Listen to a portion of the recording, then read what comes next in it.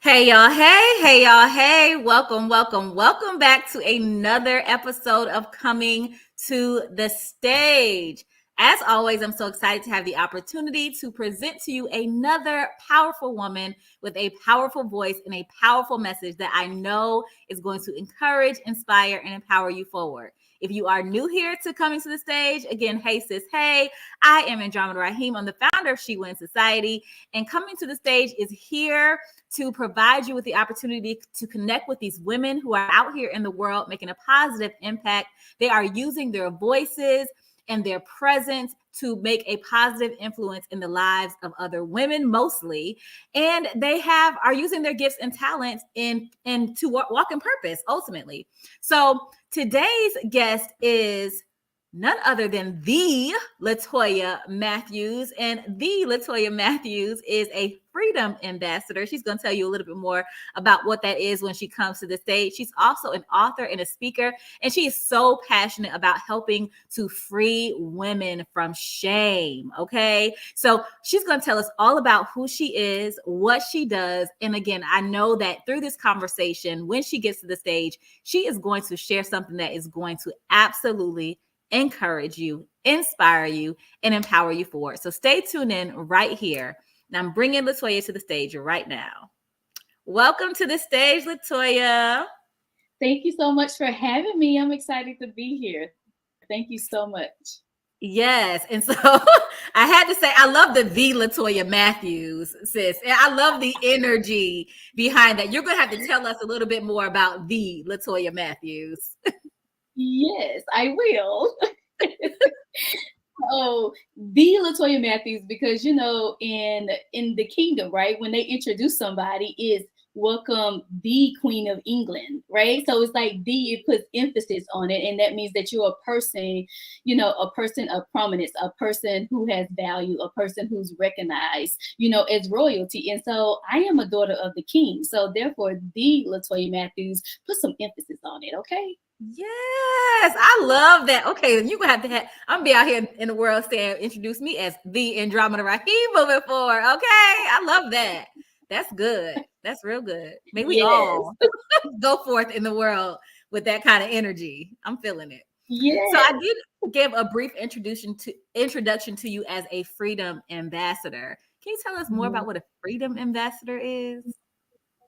Yes, so it started out as a freedom coach. But I was like, you know what, there's more to this. I'm a freedom ambassador. And an ambassador, of course, is someone who values and they promote the thing, of whatever they're doing. And so I'm promoting freedom because that's what God has done in my life. And so my mission is to propel, especially Christian women, into true freedom and to really experience the freedom that has, been promised to us. Freedom is our birthright. And so as a freedom ambassador, I am a champion for you to be free in all areas of your life, emotionally, spiritually, physically, mentally, wherever you have been, may have been like an emotional prison, is all about giving you the key so that you can release yourself, because your freedom doesn't lie in someone else's hands. Your freedom lies within your hands and, of course, in the word of God. And so that's what, I do as a freedom ambassador. I'm championing you to not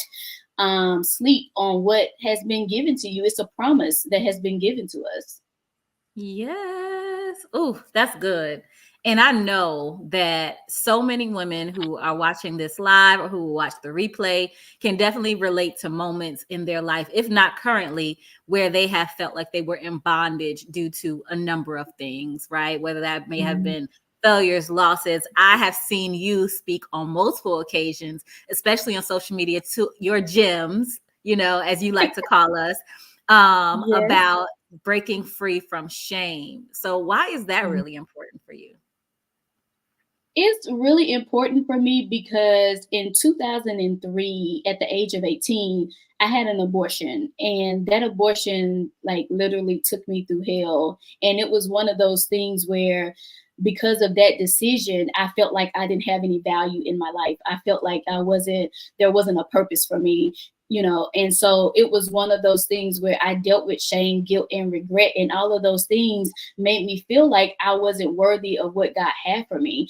And so shame played a big part of my life, but I realized that shame just didn't start with that. Shame happened before that in high school, and I talk about this in my book, but when I slept with this guy and he told somebody, and it was like the whole school knew. And so shame had been woven in my DNA, before my abortion, but I didn't realize that that was the name of it. And so it kept me hidden. It kept me in isolation. And so I know what I felt. And I'm like, no other woman should feel like this. And shame, I always say that shame creates secrets, secrets create stress, and stress creates sickness. And so by us holding on to that shame, we're not making ourselves better. And a lot of us are sick in our bodies because of the shame that we're holding on to. And I don't want anyone else, to feel that, because I know that there was a point when I had my abortion that I had this pain in my stomach, almost as if, the enemy was like, this is something that you're going to have to live with. But it wasn't until I experienced true forgiveness that the pain left my stomach. And I realized that it was me holding that shame against myself, that unforgiveness against myself. And, as the book says, the body keeps score. And so my body was keeping score of the things that I had done. And so I just want to make sure that women know that shame doesn't have a say-so in our lives, that shame doesn't have to keep us silent, that we can find strength in shame. So good. Shame creates stress. No, shame creates secrets, and secrets create stress. Woo. And stress creates sickness. Stress creates sickness. Oh my goodness. Yes. All of the above. That's good. That's good. I want somebody to just sit in that, hold on to that. Let's just say it again one more time.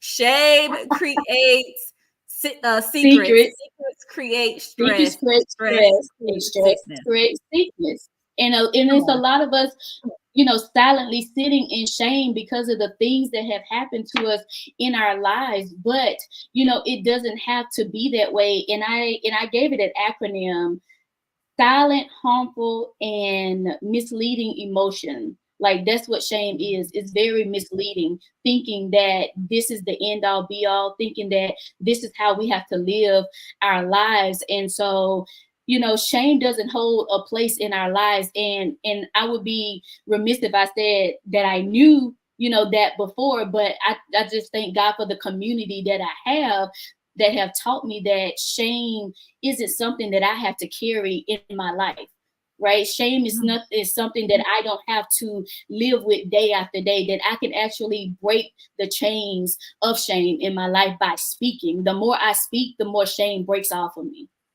Come on.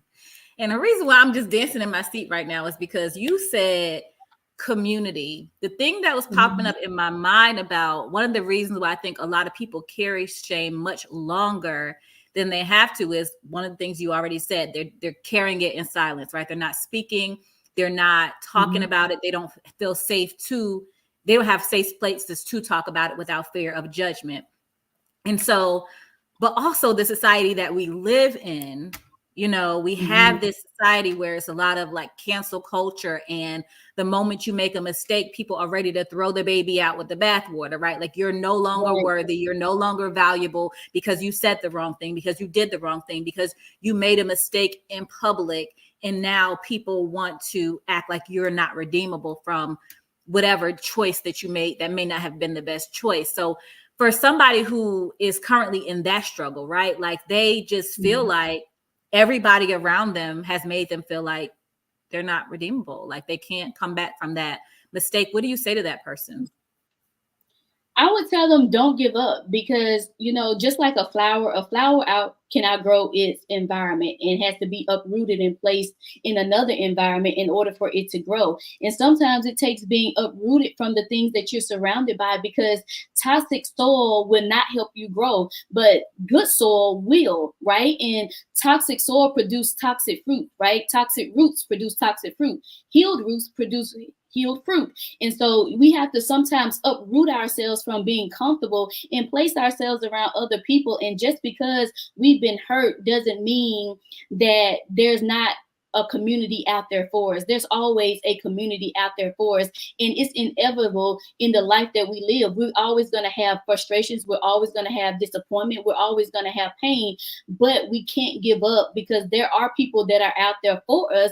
It's just we can't lock ourselves in a closet and think that we're going to be able to heal by ourselves. It's going to take finding that community and putting yourself out there, but also having discernment to know that if they're for you or if they aren't.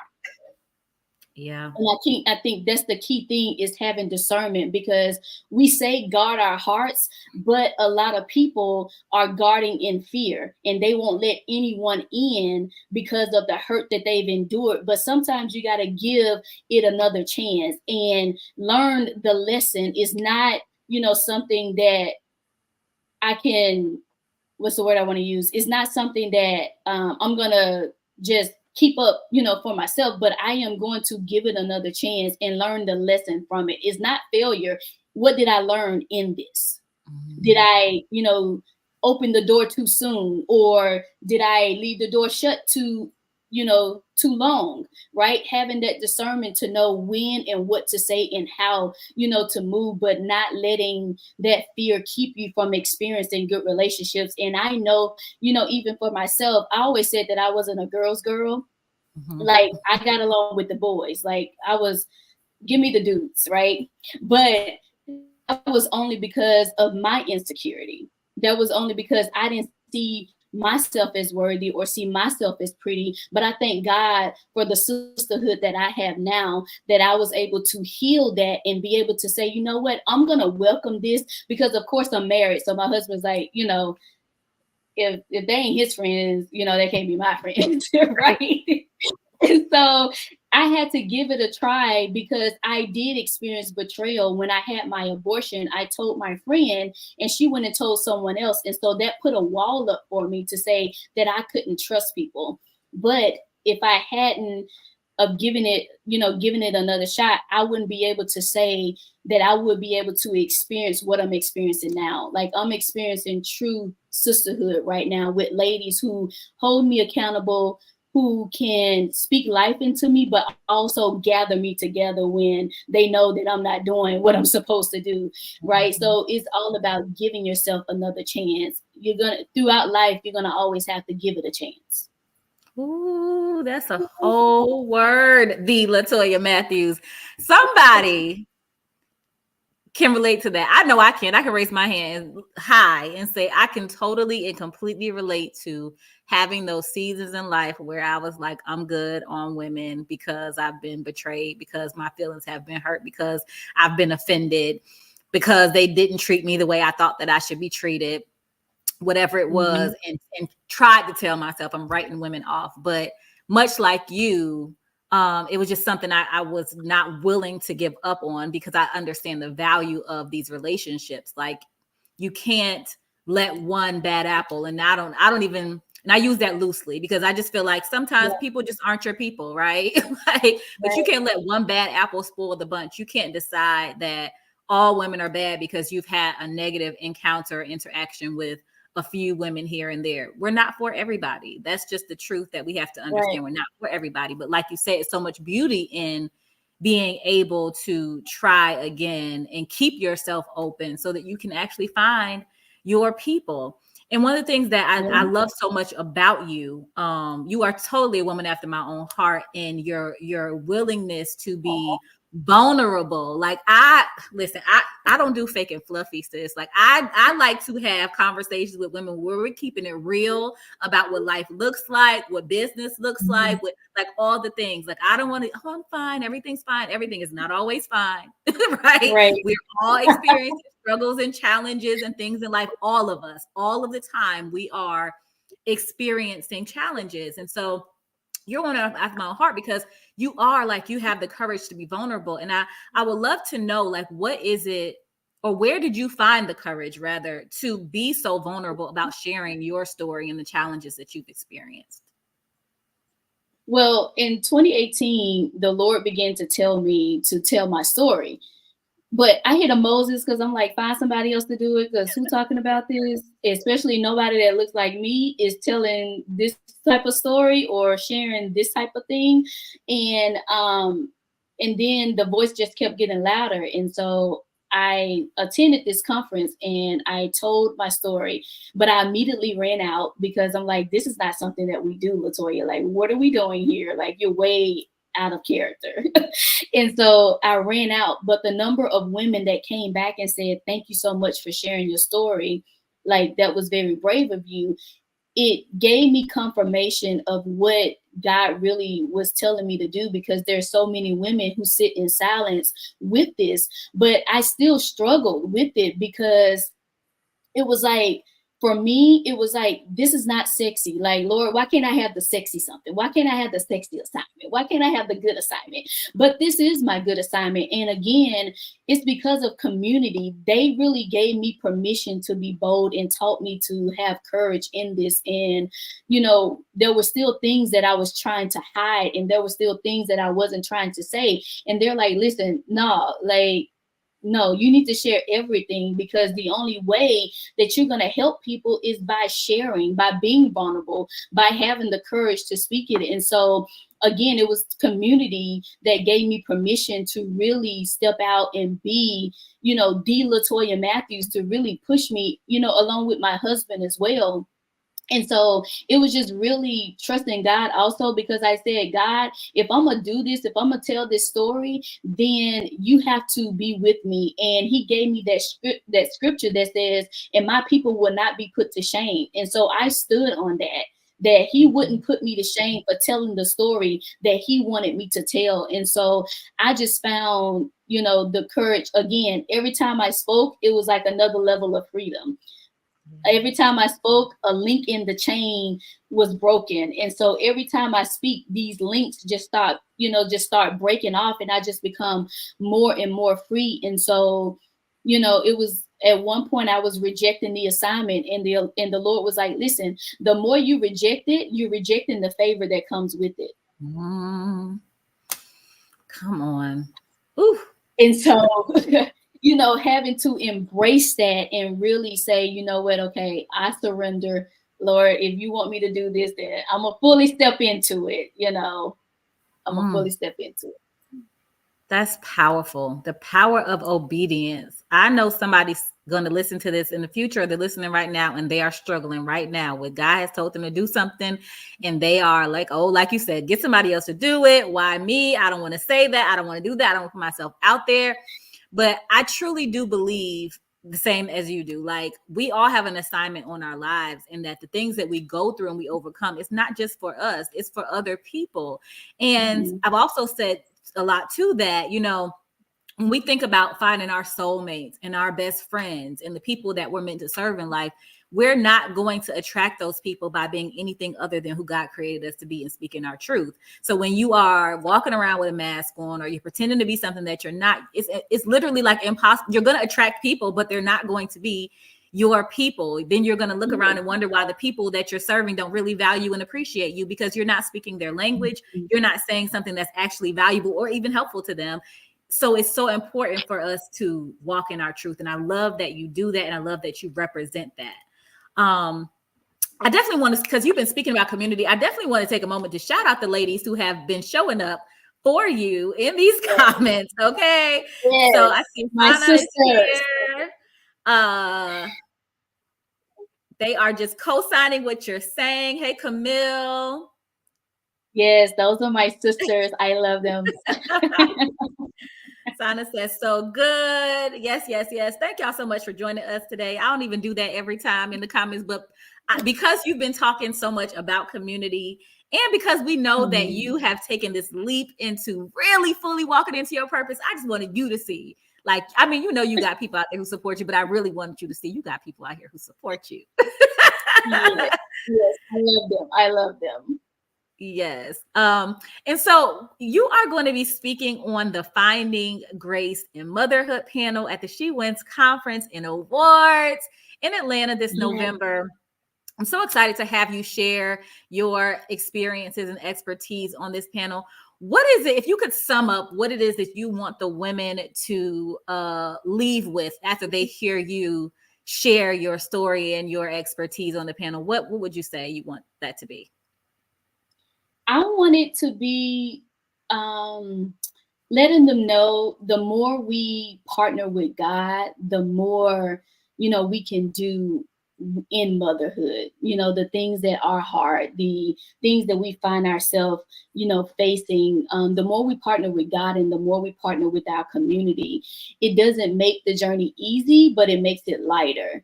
Getting the wisdom from those that have probably gone through it before you, right? And there's nothing like Holy Spirit. And there's this scripture that I want to read it. It's from 2 Corinthians 6:1, and it says, "We then, as workers together with Him, also plead with you not to receive the grace of God in vain." Right? We have the grace of God, but so many times we're not relying on God to help us in motherhood. And so it's going to take us, having the grace of God, the empowerment of God to really do what we need to do in motherhood. And also to know that motherhood is not the end all be all of who we are, right? So we can still live life and be mothers. Like, it's not the end of who we are, and that's not our identity. That's a role that we play. But finding grace in motherhood is all about partnering with God and with your community to really get through. So good. You mentioned that you wrote a book earlier. Tell us more about your book. Yes, it's called Unveil Freedom, My Journey to Removing the Burden of Shame After Abortion. And so I am very transparent, very raw in the book. And I talk about my journey to really, removing shame and how it affected my marriage after my abortion, how it affected my marriage, how it affected, motherhood, and how, all of these things, and how even with shame, I was trying to buy an identity, right? I ran up my credit card bill to $20,000 trying to buy an identity that still didn't fit, right? And when we're trying to buy an identity, like you said, is counterfeit. I worked in banking for 18 years. And when someone brings in a counterfeit bill, you don't leave with that, because a counterfeit doesn't have any value. But when you bring a $20 bill in that's torn off, even though it may be ripped, even though it may have been drugged through the mud, that $20 is still worth $20. And so showing up in your authenticity and releasing that shame really helps, for us to really walk in who we are called to be, embracing our flaws and all. And so just really, revealing everything and just really taking the veil off so people can see that you're not the only one going through things. And, again, abortion isn't the author of my story. God is, and He's continually writing. It's just a chapter in the book. Come on, the Latoya Mathews. Okay, gems, as she likes to call us. Did y'all pick up those gems? Because there was lots of them. There were lots of gems in what she just said. Oh my gosh. I am a huge ambassador for worthiness, right? When we talk about you're a freedom ambassador, I am one that, I am an ambassador for letting women know that regardless of where you've been, what you've done, what you've experienced, you are still worthy. And I love that you said that that's not, God is the author of my story. You're still here because you're here for a reason. And I believe that God wastes nothing. So even your worst mistake, which you feel like is your worst mistake, God will find a way to make that value and purpose. Yep. Like you said, He take the foolish things of the world to confound the wise, right? And it's just really, and it's not even just for people who experienced abortion, but anyone who has experienced shame in their lives. Because I always say, you may not have had a physical abortion, but you've had things in your life that have tried to abort your destiny, whether it be an addiction, whether it be divorce, whether it be that molestation or that rape. There's always something there that's trying to abort you from getting to the next destination of where God is taking you. So it doesn't have to be, a physical abortion that you're experiencing shame from, but anything in your life that has tried to put you and wrap you in shame to let you know that this is what your life is. And so that's what the book is actually giving people permission to really step out, to be unashamed and to really know that there's still value, like you said, that they're still worthy, that, you know, is not in the things that we do, but is rooted in our identity in Christ.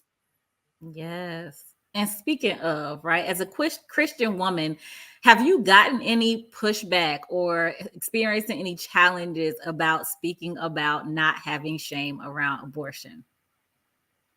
The only thing that I got pushback on, I had the honor and opportunity of being featured on Black Love.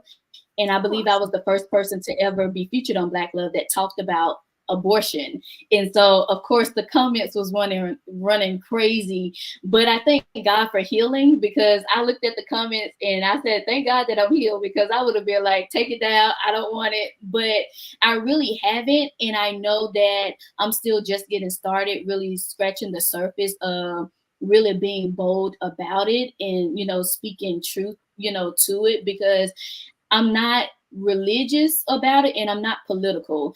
Like I always say, in the situation, I'm neither pro-choice or pro-life. I'm pro-you. I care about your soul. What does your soul need right now? Because the titles and the labels that we give, that's not helping you to heal as a person. And so, you know, I'm pretty sure there's some things out there, but I haven't seen them. And like I said, I know who covers me and I know who has me. God has me, and my community is gonna, you know, build me up. And so I haven't really experienced anything, but like I said, I'm just getting started.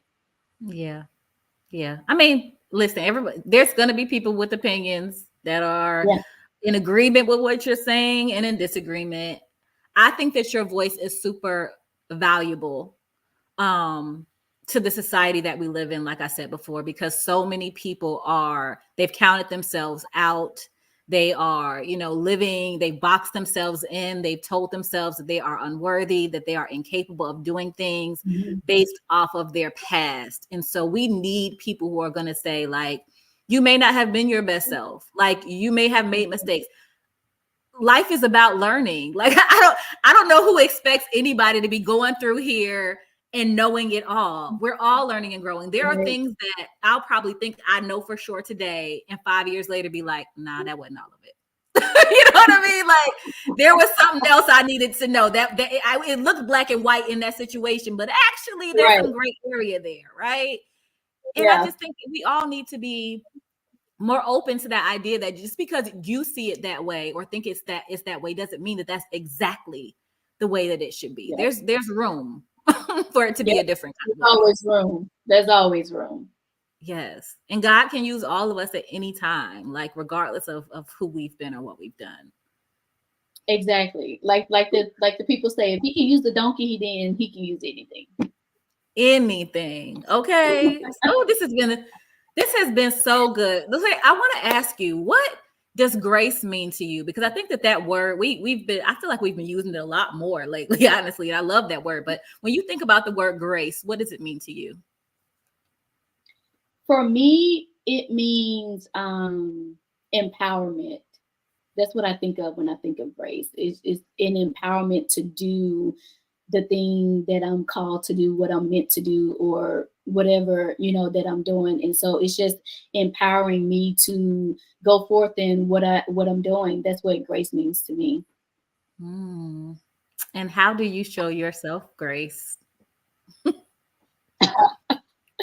Um, I show myself grace reaching out to my community, because they're gonna make sure that I show myself grace. So showing myself grace means reaching out to it's what I like to call them my inner chamber, like of my heart. They're the inner chamber. You have the inner chamber and the outer chamber. And I reach for my inner chamber when I'm showing myself grace, when I really need, you know, to really show myself grace. And so I know who to reach out to when in those moments. And I just take me a day and I don't do nothing and I feel good about it. Yeah, listen. I'm gonna give you a hand clap. You know, it takes some of us a long time to finally get to that point to realize that resting is still productive. Yes. Because I found out that the true meaning of self care, the original meaning of self care is rest. That's the real meaning. It's not massages, it's not mani pedicures, even though those things are good. But the true meaning of self-care is rest. Yeah. Yeah, it's necessary, girl. I can say that I honestly probably just got to that place a couple of years ago where I recognize, and I'm getting better every day with it, like not carrying any type of guilt or regret when I get Mm-hmm. my rest, because it's how we are able to show up fully in our purpose. Like we got to take time to rest. So good. So one of the Yep. questions that I have, I want to go ahead and put Natalie's comment up here. She said, hey, and that was the word I needed to hear, rest. Look, right on time to hear Rest. that, Latoya. Um, I always ask this to every guest. We know that the Latoya Mathews is coming to the She Wins Conference and Awards to deliver very powerful messages, to grace us with her positive energy and positive presence. Like, I know that people are going to be blessed because you are in the building.